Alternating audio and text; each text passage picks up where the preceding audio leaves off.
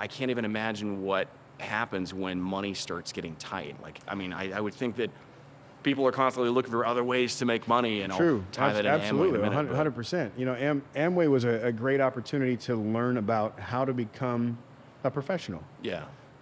Whether that's in what you do now or what I do, I think that we both learned a pretty consistent effort from the books, Right. from the tapes. When you see how they work, there's some things about the business you look and go, I am not a big fan of how that particular person ran it.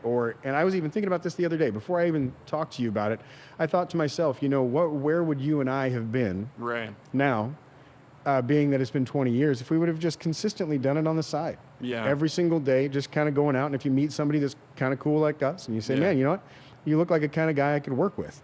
I've often thought of, man, where would I be today?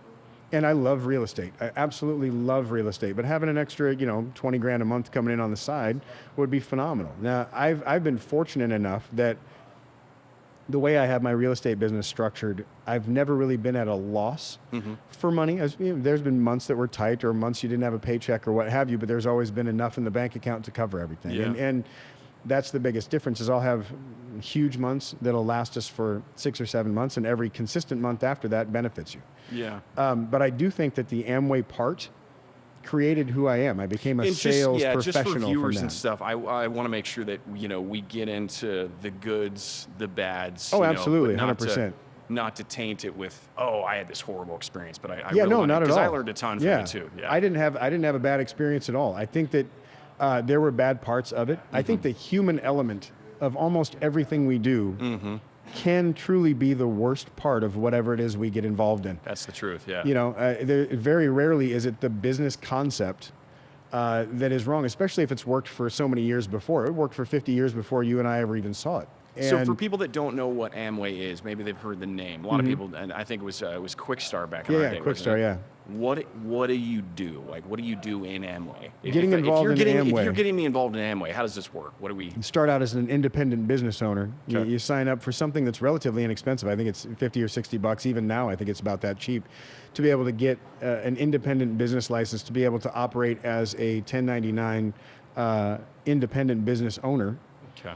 To be able to sell products that they manufacture at a discount, and I think there's so many of them out there now, and a good portion of them, whether it's Melaleuca or Excel or all the different companies that have come and gone, they all had a similar principle. And I think people talk about what would they call it, the pyramid scheme of things. Right. But everything's a pyramid scheme. But everything's a pyramid. Insurances, You have everybody's at the top and somebody's clamoring for something at the bottom, and that's just the way the world works. Right. My brokerage, even as an independent real estate agent, my brokerage takes a percentage of every deal that I do with Keller Williams. I can cap on that. And at the end of the year, I've still paid them $30,000 just to be there. Right. From my efforts that they had little or nothing to do with. Right. To have their business name on your business card. And Exactly. To be able to create some sort of comfort with the clientele, which, to be completely honest, has faded to some degree because of things like Amazon. I don't think you have to have a definitive brand name anymore, because do you know the name of your vacuum cleaner? Shark, maybe? Shark, I don't know. maybe. Sounds good, yeah. Right, and I think We're on our third one because we have a golden retriever. So and I have a dog, and we killer of vacuum vacuum 113 times a day, so I understand exactly what that is. But I think ours is a Shark as well, but I got it from Costco. But for a while, I bought like 3 or 4 from Amazon that didn't have a brand name that were exactly the same. Yeah. I don't think it's as important anymore. Even with the advent of things like Kia and Hyundai kind of coming up in the ranks as far as the less expensive cars becoming more expensive. There's a $80,000 Kia out there now.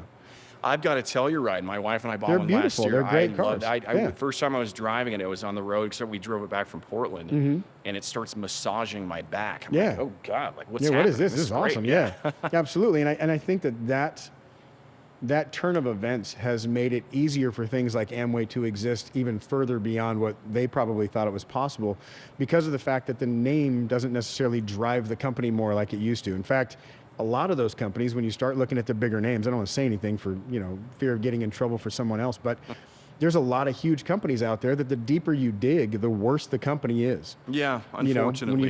when you start digging into the humongous companies, like, oh wow, so they're building their stuff in sweatshops, or they're underpaying their employees, or large corporations with theme parks and things are demanding things, and if you sign the wrong document, if you get injured on the property, you get nothing. So there's a back end where people are a little disenfranchised with that, I think. But back to the Amway business itself. The human factor is what taints it for most people. You get a person that doesn't know what they're doing, much like a bad real estate agent. If you have a bad real estate agent, I didn't realize even until this year that people had a bad opinion of real estate agents, because I've always had great responses with my people. I've always had great Agents? yeah. Yeah. I mean, that I can remember anyway. Yeah, and I mean, I've had 3 or 4 people just in the last 6 months say, man, I don't like real estate agents at all. They're worse than used car salesmen. And I thought, man, that's the reputation that's Wow. being left behind. So I had no idea until somebody brought it to my attention this year. Interesting. Yeah. Well, so how was it that, I mean, I remember when I was a kid, obviously we were both kids in Yeah. a sense, but I was in my early 20s, so yeah. okay.